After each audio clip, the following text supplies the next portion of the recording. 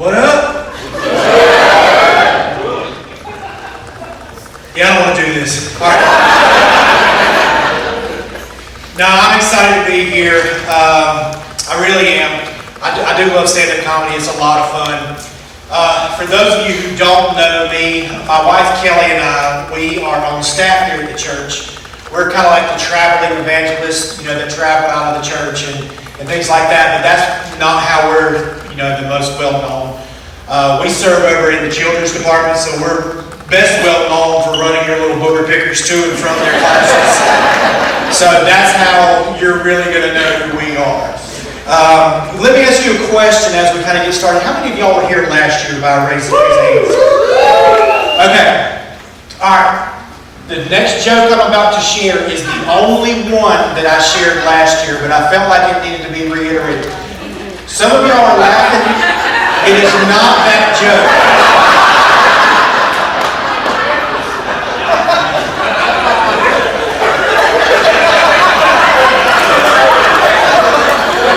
It is a shame. Like, I did an entire set last year, and the one joke I'm known for is the one that I didn't plan. It's the one that came to me in the moment. If you don't know what I'm talking about, I cannot.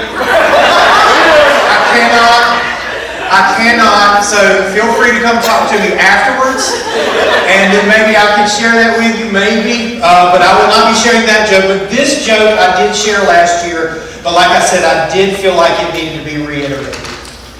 Stand-up comedy, it is something that is still relatively new to me. I have actually taken a break for quite a while. I haven't done stand-up since March of last year. There were some people that came to the show last year. They heard my set and they're like, hey, we want you to come over and do your set at our church for their pastoral anniversary service. And I'm like, even after that one joke? And they're like, yes. So I do really enjoy stand-up.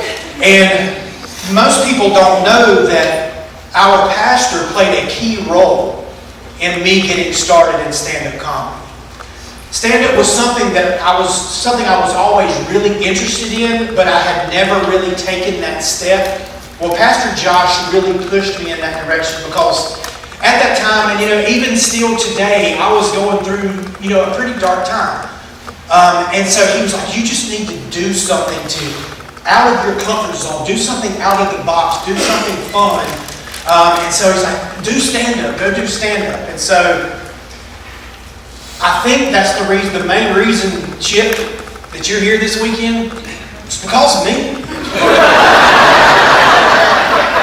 So you're welcome. And whatever I'll just take a portion. That's all I'm saying.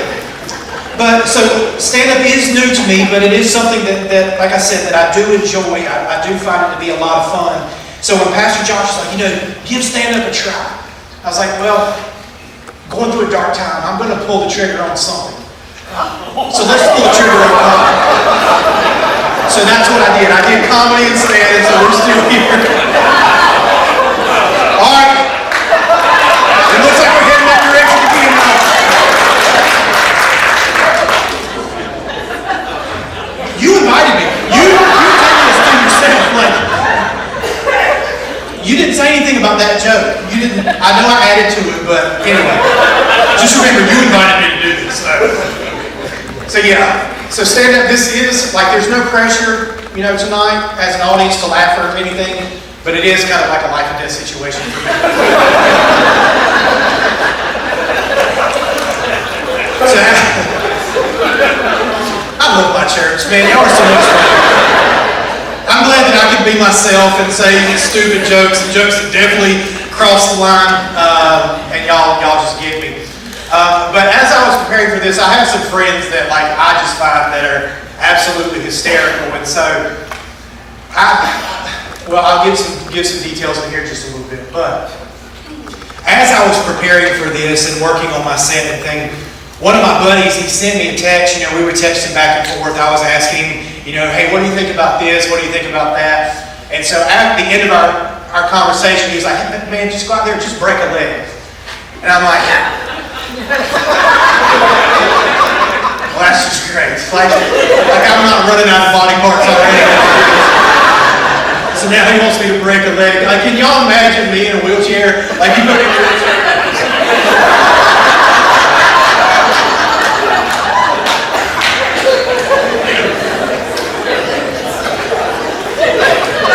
Yeah. So initially, I was supposed to MC tonight. Our main comedian, our headliner, listen, I know y'all are really here for me, but stick around when I'm done. This guy's pretty good. I think he's going to go places. But initially, I was just supposed to MC the night.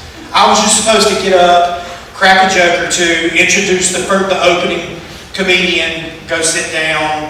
When he got done, come back up, crack another joke or two, introduce the next comedian, go sit down. I was like, well, shit, that's easy. Like, that's no problem. But then about 2 weeks ago, Pastor called me. I was at work, and so I couldn't answer, but he left me a voicemail. He's like, Jeff Bardell called me. I've got really exciting news. And I saw it, because you know how you can read the little preview on your phone now. I saw that, and I'm like, dang it, I've got to open it. I knew immediately that I had to open it. I was like, the opener back out. Pastor Josh thinks this is exciting news. Like, hey, you've got 2 weeks to prepare a set, and you haven't done comedy in a year. That's exciting news. And so here I am, with 2 weeks' notice, brand new material that I tried to memorize. So I wanted to write my material down on my hand.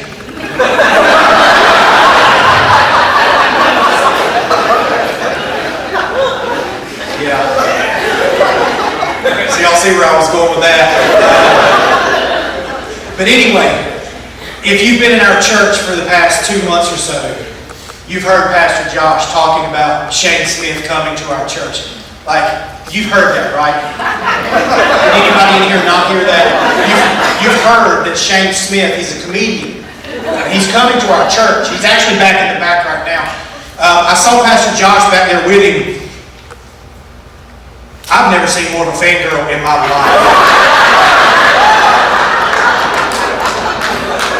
Like, legitimately, like, he never stopped smiling. Like, it was one of those, he was going to sit there. I'm like, Pastor Josh is in love. Like, this is amazing.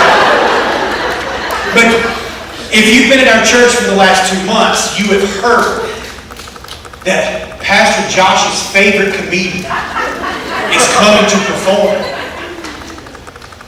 Let me reiterate that. Pastor Josh's favorite comedian is coming to perform.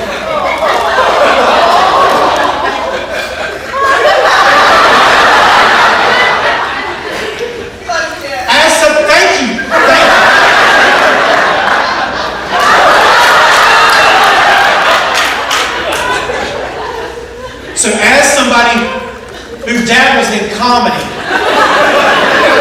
I am not our pastor's favorite comedian. So that's fun. You are still my favorite pastor. That was really supposed to make you feel guilty. Pastor Adam and Dave, y'all just moved up, and not y'all are 1 yard not closer than you were. But yeah, so I'll go as fast as I can to get out of the way so that your favorite comedian can grace the stage. Okay? I never thought that I would end up doing anything like this. Like, if you go to this church, you also know that I'm a traveling preacher, and I've been doing that for 20 some odd years now. But growing up, I was terrified of public speaking. Like, not scared, terrified. I remember the first time I was preaching on a Sunday morning. I couldn't eat breakfast that morning. I couldn't eat dinner the night before. That's how terrified I was of public speaking. So when I went to college and went to App State, I was a comedian. Okay, there's a little. All right. Go Nears. I was a communications major. So one of my required classes that I had to take was public speaking. So I remember my first day, this was a class that I just dreaded. I didn't want to take it because public speaking, my guess is we're going to have to public speak. You know, that's just kind of, my brain kind of put that together on my own, but I'm like, I think there's going to be public speaking involved. And so I show up for the first day of class, and we're sitting there, and the professor gets up there, and he starts going over the syllabus with us. And so I'm just following along with the syllabus, and then all of a sudden he stops me going, oh my gosh, I forgot. I meant to tell you at the beginning of class, everybody in here is going to give a speech today.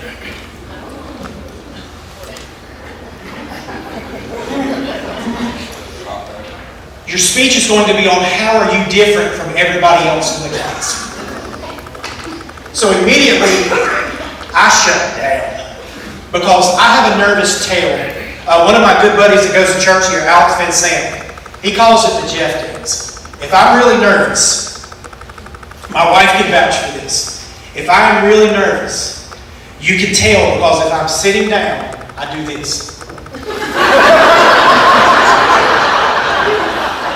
I have no control. So immediately when he says everybody in here is going to give a speech today, my legs started flailing like hummingbird wings. Like, I'm surprised I didn't start flying around the classroom. And I'm sitting there thinking, who does this guy think he is? What kind of class does he think this is that we're going to give up and give a speech on the first day of class? And I'm like, well, it is public speaking. And so he finishes the syllabus, and then everybody has to get up and start doing their speeches.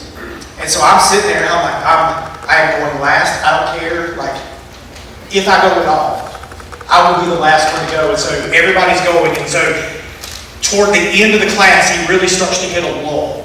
And so my professor's actually sitting at the desk right behind me. He goes, there are two people in the class who haven't gone yet. He calls out our names. The guy sitting next to me happened to be the other guy who hadn't gone yet. And he looked at me and he goes, do you want to go?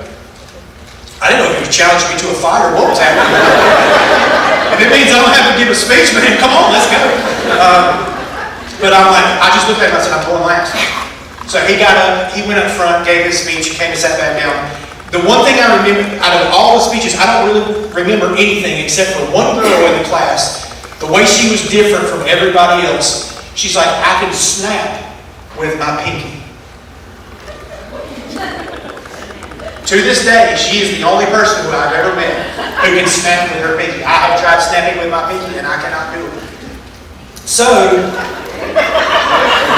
y'all trying now, it's not working, is it? Exactly. So that's what I remember. I don't remember anybody else's stupid speech except for that one. And then I had to get up and give mine. So I get up and I'm doing that like funeral walk up to the front like this sucks so bad. And so I got up there and I'm like, how am I different from everybody else in the class? Thank you for your time.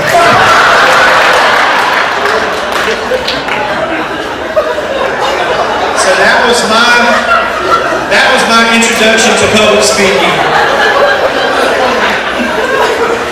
And that's the guy who is standing up in front of y'all tonight.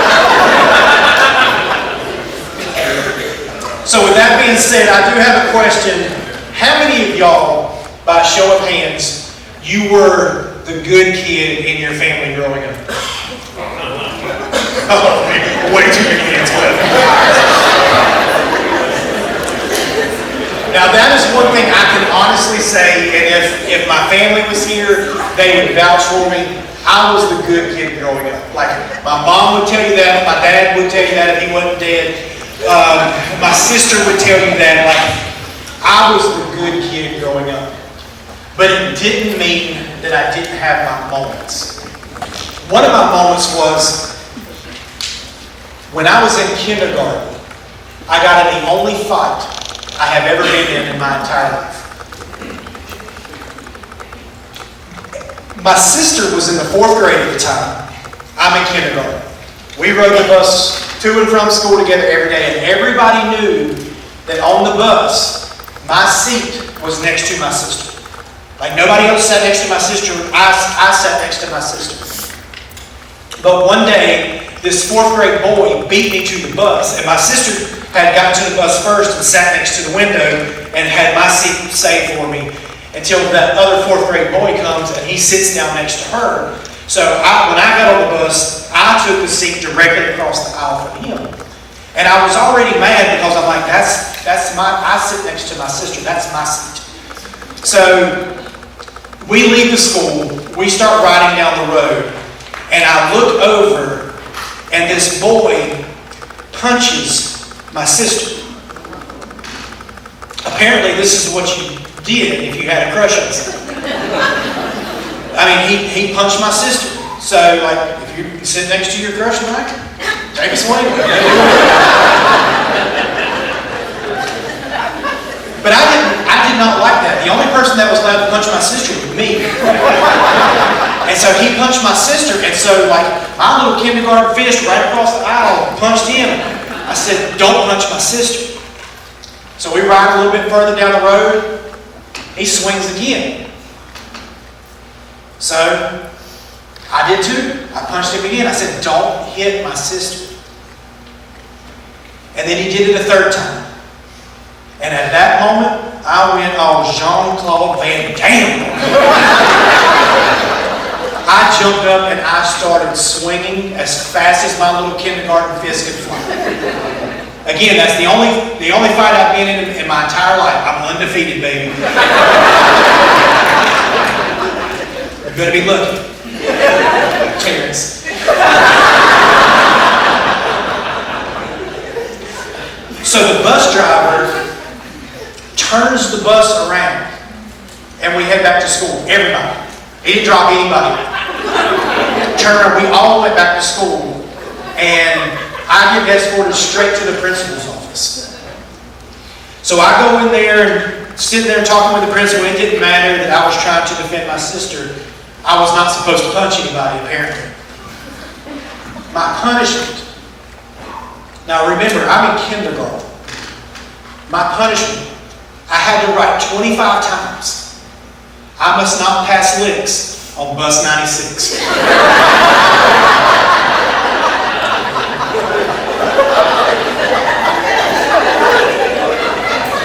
It took me hours.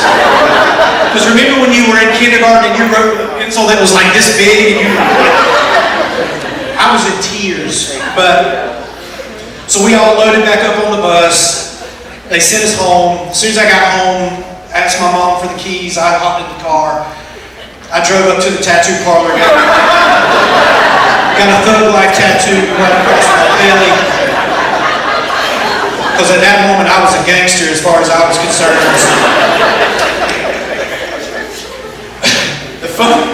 To me, the funniest part of that story was later on that day. This part is 100% true. Later on that day, our doorbell rings. My dad goes to the door, and there's a dad standing there with his son. And it was that 4th grader that I had beat on. And so my dad goes to the door and he was like, I hear your son and my son got in a fight today. My dad was like, yeah. He was like, I'd like to talk to your son if I could. So I was, okay, that's fine. So my dad, he goes back to my bedroom and gets me. I'm probably back there playing with my Matchbox cars or something. And he walks me out, and here I am, a kindergartner. I'm like this. And this 4th grader is like this. And so the dad goes, no, not him, your other son.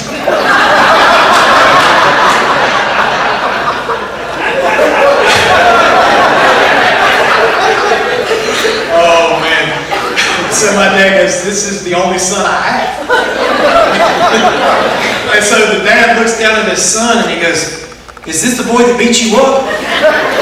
He said, yeah, Dad. He said, come on, boy, let's go home.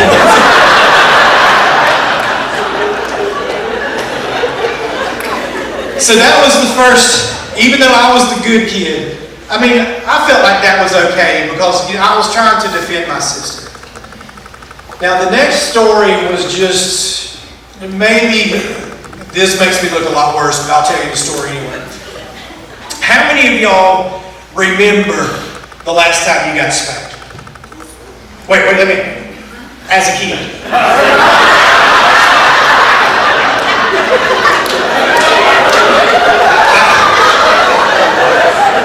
I needed to add that because Terrence just looked at me and went,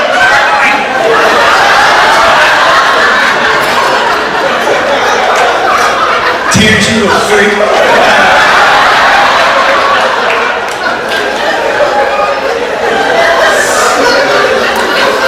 You might be.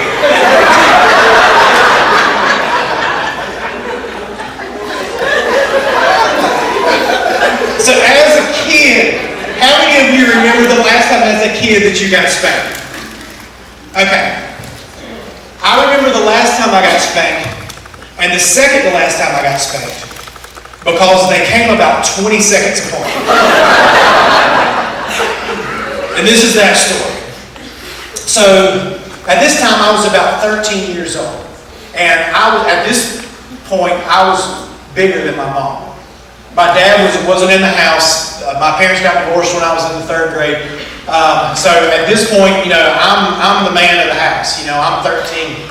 And so my mom and I were having a conversation in the kitchen, and I made some smart comment. I know that's shocking for y'all to think about right now that I made a smart comment, but I made a smart comment, and then I walked by her. And when I did, she swatted me on the butt. Well, as a 13-year-old, I didn't appreciate that. So as I walked by, she swatted me on the butt. I turned around and pointed.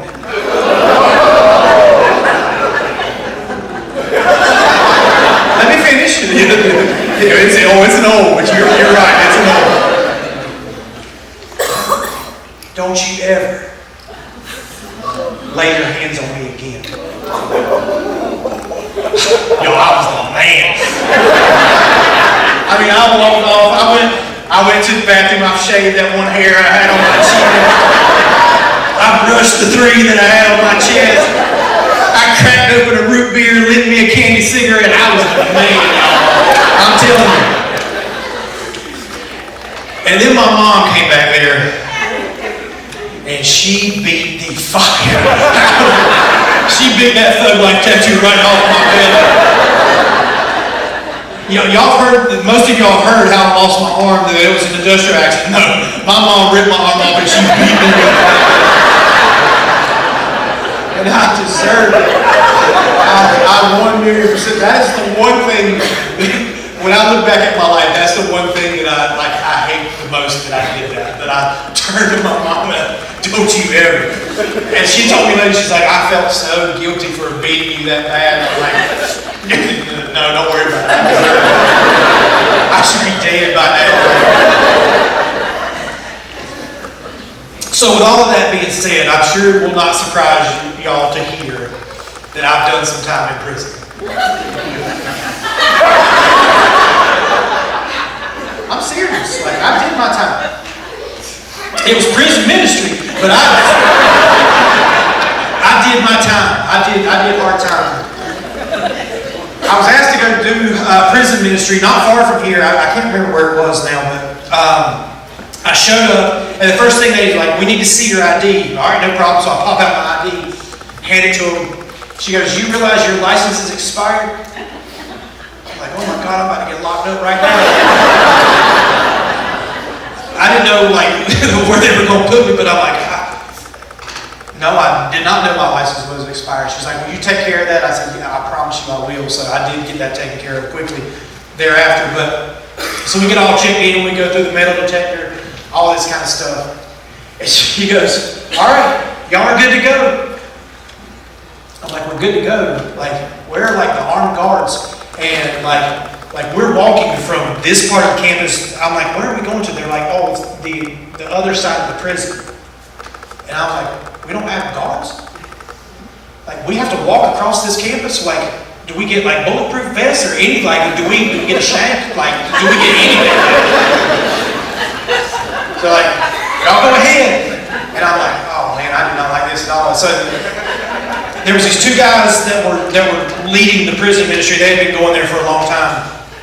And this this part of the joke or part of the story might not seem necessary, but I need to tell it to you anyway because it's going to make sense in a little bit. But the two guys that I was with were African American. So we go walking across the campus and they put me in the middle, and I'm like, thank God, because like, you got to at least get through them before you get to me.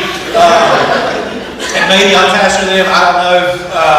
But so we go walking across the campus, and then we get to where we're doing the prison ministry at, and we go and sit down in the front row, and again, they got me in the middle.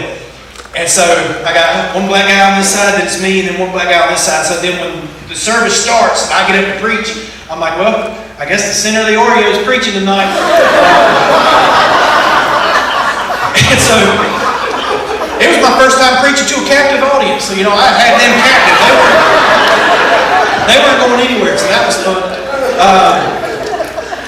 So I got up there, and I'm sharing my testimony, about how I lost my arm and how I found Jesus and how Jesus found me, really. And during the service, like while I'm preaching, this guy gets up and he starts walking in my direction. And I was like, should he be doing that? Like, this wasn't an altar call. We weren't calling for prayer or anything right now. I'm like, why is this guy coming over here? Like, should he be doing this? Should somebody be doing something? Like, do I need to run? Am I about to get in the second fight of my life? Like, what is about to happen right now? But really, the bathroom was directly behind me, and he just got up and was going to the bathroom. So that was interesting. That was the scariest moment that I had in prison. With the time that I spent in the clink, that was the hardest part for me. But then I started thinking about it, and I'm wrapping up with this. But I started thinking about it, and I'm like, if I ever got arrested, what would they do?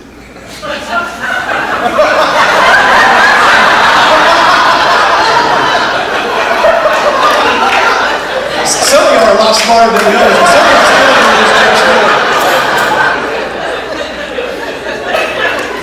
But my thought process was, how do they put handcuffs on one arm guy?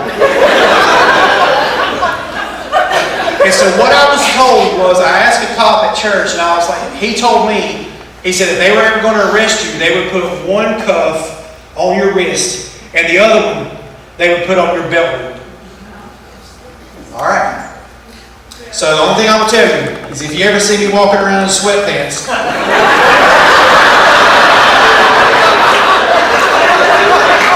just mind your business, because